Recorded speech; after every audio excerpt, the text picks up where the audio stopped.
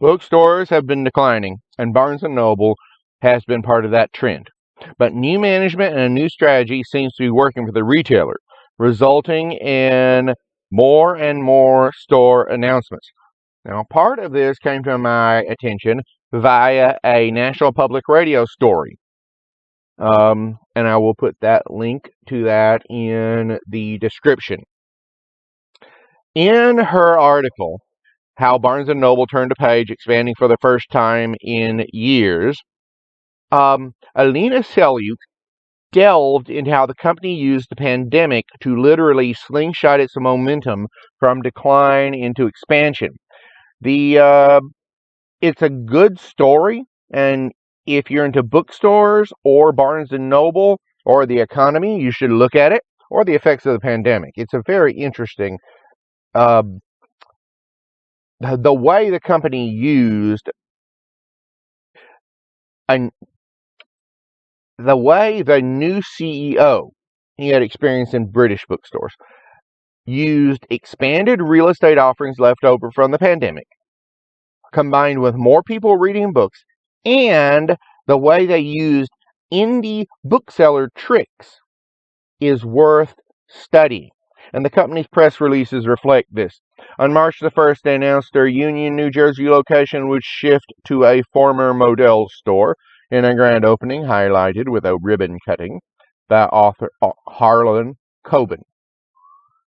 On February 15th, the company announced they would be shifting their Louisville, Kentucky store to a former Pier 1 location.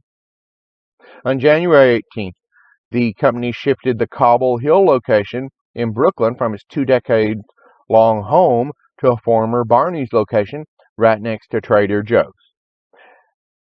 The press release stated that in the past year, they opened more bookstores than it had in the years since 2009, and have 30 new stores slated to open this year. My favorite part of the press release was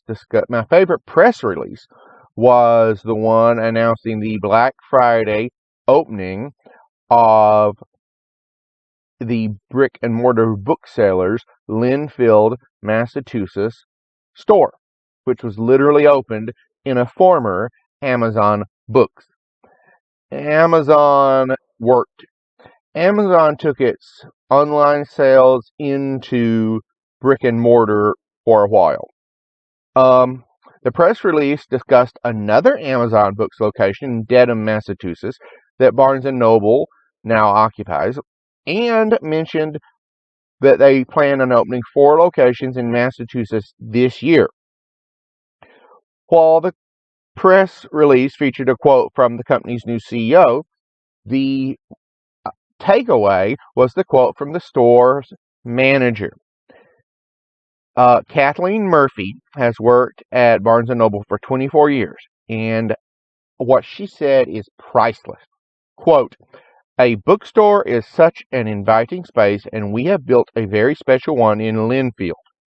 My team and I are creating such an interesting bookstore, one that is far removed from algorithms, and look forward to welcoming our customers this holiday to our beautiful new home." Now, while you can't buy Barnes & Noble stock, it and Britain's Waterstone Books are wholly owned by Elliott Investment Management. If you plan on buying stocks, you should be interested in dividends, whether you plan on using them for income or not. 2 noteworthy consumer goods companies announced dividends last week. Target continued a winning streak for its shareholders, issuing its 223rd consecutive dividend with $1.08 per share this quarter.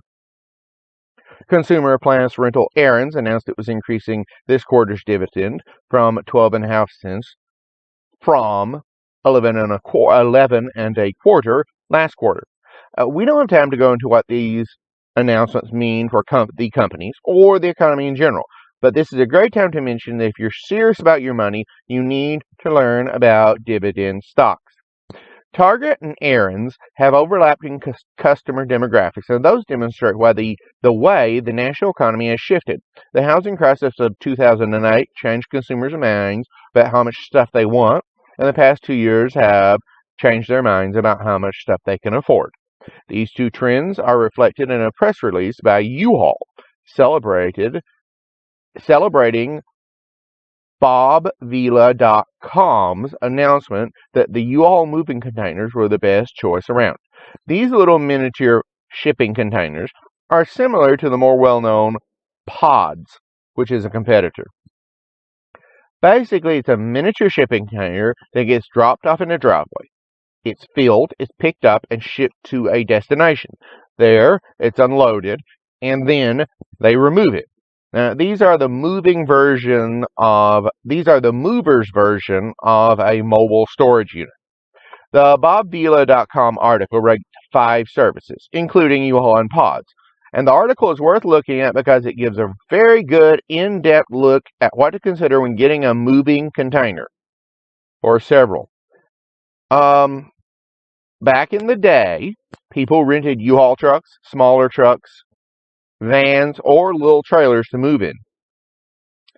But today, consumers have downsized, and these moving containers are evidence of that.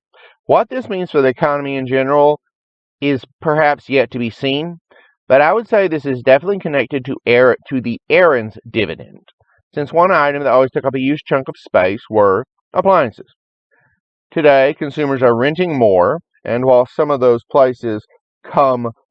rentals come with appliances, they are also renting more appliances. This is a trend to watch for whether you're an investor, entrepreneur, or consumer, or all three.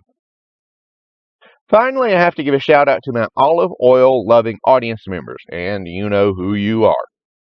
Earlier this year, Starbucks announced a special new line of coffee drinks that will take you straight to Italy.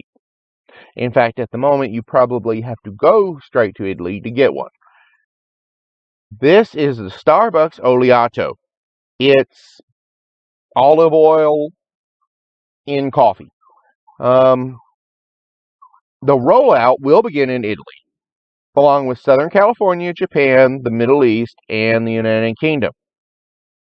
The selection of drinks will vary in how they use olive oil, from infusing it into the cold foam, to combining with oat milk, to mixing with a squeeze of lemon. The